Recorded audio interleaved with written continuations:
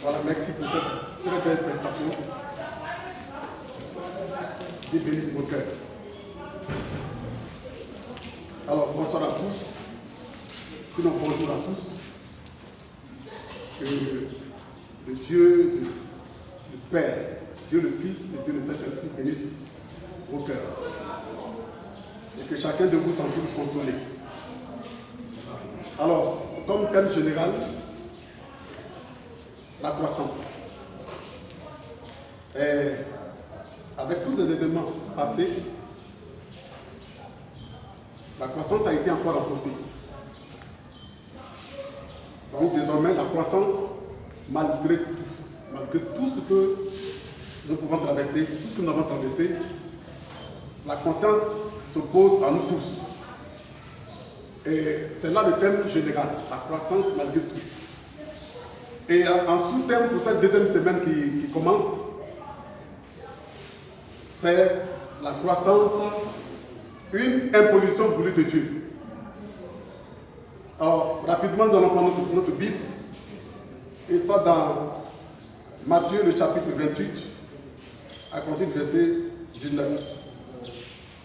Et je fais la lecture.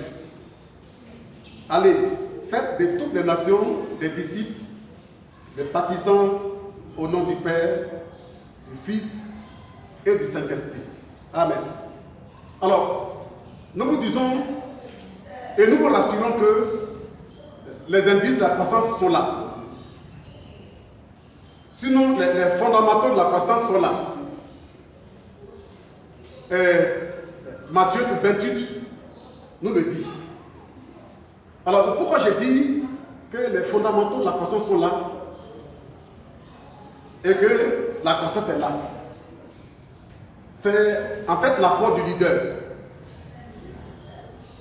C'est-à-dire le pasteur responsable premier de l'église lui-même a déjà posé les jalons et les bases de la croissance. Parce que dans la croissance, l'apport du leader est très important et très capital. Et ça, c'est très important de le souligner. Alors, il faut que ça soit voulu. Il faut que la croissance soit voulue. C'est un processus et il faut que ça soit voulu. Alors, donc il faut que ça soit exprimé. C'est-à-dire le leader premier lui-même. Le pasteur principal lui-même a exprimé, a détaillé, a enseigné. Il a posé les jalons pour que nous allions à la croissance. Selon Proverbe 23, le verset 5, ça te dit: l'homme est tel que sont les pensées de son cœur et de son âme. Alors donc, pour changer un homme, il faut changer ses pensées. Alors, pour qu'on puisse impulser la croissance,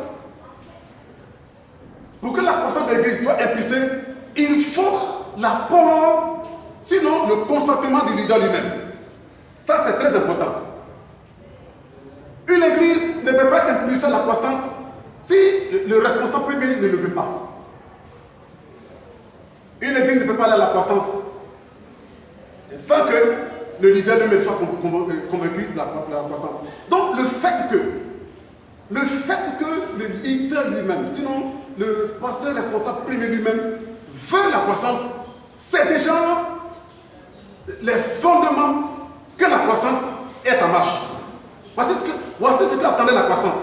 Il faut que le leader lui-même en parle. Il faut qu'il soit entreprenant à la croissance. Il faut qu'il porte les jalons de la croissance. Donc, tel qu'il a fait, je suis en train de vous dire que la croissance de l'église est en marche. Ici, ce qu'il faut comprendre, c'est que la croissance est scientifique. Ça veut dire quoi? C'est quoi ce qui est scientifique? Ce qui est scientifique, c'est ce qui est vérifiable partout. Quand on dit qu'une situation est scientifique, c'est que c'est vérifiable partout. Voilà.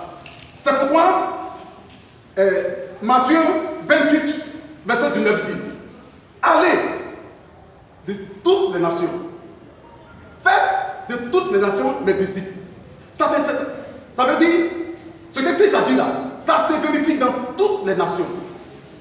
C'est pourquoi je dis, la croissance de Jésus-Christ, la croissance dans laquelle Jésus-Christ impulse, elle est scientifique. Elle peut se vérifier au pôle Nord, elle peut se vérifier parmi les Arabes, elle peut se vérifier partout. L'évangile est transculturel. L'évangile prospère partout. Partout où l'évangile a été annoncé, les hommes sont devenus meilleurs. Partout où on annonce l'évangile, partout où Jésus-Christ annonce l'évangile, par le biais de ses serviteurs, l'évangile a toujours fédéré. L'évangile a toujours convaincu. L'évangile a toujours bâti et a fait des hommes meilleurs. C'est pourquoi je vous dis que la croissance est scientifique. Elle va se vérifier au pôle Nord. Elle va se vérifier dans les pays occidentaux. Elle va se vérifier partout. La croissance est en marche. Alors, la croissance en termes de ressemblance et en termes d'image. Dieu veut que son image puisse croître. Dieu veut que son image s'impose à tous. Dieu veut que sa ressemblance affecte toute créature, tous ceux qui sont nés d'un homme et d'une femme. Dieu veut les voir ressembler à sa personne. Et c'est ça aussi notre image de la croissance. L'envergure de leur mission. Jésus donne une mission à ses disciples. Et l'envergure de leur mission est à la mesure de l'autorité de celui qui les accompagne, de celui qui les a mis en mission. Jésus dit, cette mission de croissance va se faire au nom du Père, au nom du Fils et au nom du Saint-Esprit. On ne peut pas échouer, frères et sœurs. Il y a forcément réussite. Et il y a des réussites. Et le résultat du succès de la croissance est là. Parce que Jésus a dit, la croissance va se faire. L'épanouissement de son nom va se faire. La propagation de son nom va se faire. Au nom du Père, au nom du Fils et au nom du Saint-Esprit. On ne peut pas échouer au nom du Père. On ne peut pas échouer au nom du Fils. On ne peut pas échouer au nom du Saint-Esprit. Il dit, faites de toutes les nations mes disciples, en les baptisant au nom du Père, au nom du Fils et au nom du Saint-Esprit. Je suis en train de vous dire, c'est ici une proclamation puissante qui conforte tous les acteurs, tous ceux qui travaillent à la croissance. Je suis en train de vous dire que le résultat et le succès accompagnent la croissance. Parce que celui qui a donné l'ordre, il a mis son nom devant. C'est ici une proclamation puissante que nous devons comprendre. Que le nom de Jésus ne peut pas céder devant aucun obstacle. Aucun obstacle ne peut arrêter le nom de Jésus. C'est pourquoi, dans la croissance, Jésus est mis devant. Dès que Jésus est mis devant, c'est-à-dire les obstacles prennent fin. Les obstacles n'ont plus lieu d'être. Tous les pays sont concernés. Au nom de Jésus. Le nom de Jésus est vérifiable partout. Frères et sœurs, il ne reste que le changement de mentalité. La croissance, c'est aussi une brebis satisfaite qui envoie une autre brebis. Donc, il y a lieu d'un travail interne. Quand une brebis est satisfaite, ce qu'elle peut faire, c'est d'aller chercher une autre brebis pour venir. Alors, dans la définition de la croissance est définie comme une augmentation, une expansion, comme un développement, une augmentation en termes de taille.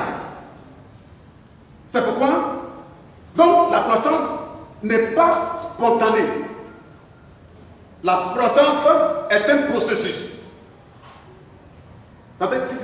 S'il dit augmentation, donc ça dit ça suit un processus. La croissance n'est pas spontanée, mais la croissance est donc un processus.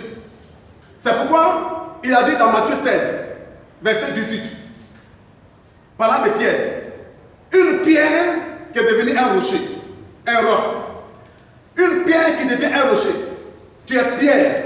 Et sur cette pierre, je bâtirai mon église. À partir d'une pierre, il est en train de bâtir un rocher. Une pierre qui devient un rocher. C'est-à-dire, une pierre, c'est ce qui est dur. N'est-ce pas? Une pierre est dure. Une pierre dure. Mais la pierre qui est dure est devenue un rocher. Même quand c'est dur, ça devient un rocher. C'est pourquoi je suis en train de vous dire que la croissance, elle est scientifique. Elle se vérifie partout. Il n'y a pas un seul qui va refuser la croissance. Il n'y a pas un seul qui va dire que la croissance ne nous concerne pas. Il n'y a pas un pays. Il dit c'est pour aller dans toutes les nations. Toutes les nations, la croissance, dans le nom de Jésus, dans le nom du Père et dans le nom du Saint-Esprit, s'impose à tout pays. Même quand c'est pierre, même quand vous arrivez dans une région où c'est pierre, sachez que les pierres deviendront des rochers. Des pierres vont devenir des rochers. Donc, rien ne peut résister à l'Église et sa croissance. Rien ne peut résister à l'Église et sa croissance. Tout ce qu'il faut, c'est le changement de mentalité. Vous voyez, pourquoi Dieu veut que les choses passent par la croissance, sinon par un processus? Parce que le premier Adam, le premier que Dieu a créé comme homme sur terre, il était né, il était déjà barbu. Quand il est arrivé, il dit, ouais, je suis prêt. Je suis prêt pour missionner. Il est arrivé sans le processus. Il est arrivé, il était déjà barbu. Et on a connu la chute. La suite, c'est que Adam a échoué. Il est arrivé sans processus. Il était déjà prêt, mais il a échoué. C'est pourquoi Dieu a permis que le deuxième Adam qui arrive, c'est-à-dire Jésus-Christ, Jésus arrive, il permet que Jésus passe par le processus. Il passe par la naissance. Il passe par grandir. Et quand il a suivi le processus, on connaît le résultat. Jésus est dit vainqueur. Donc, pour arriver à la victoire, ce n'est pas spontané. La victoire n'est pas spontanée. La croissance n'est pas spontanée. La croissance suit un processus.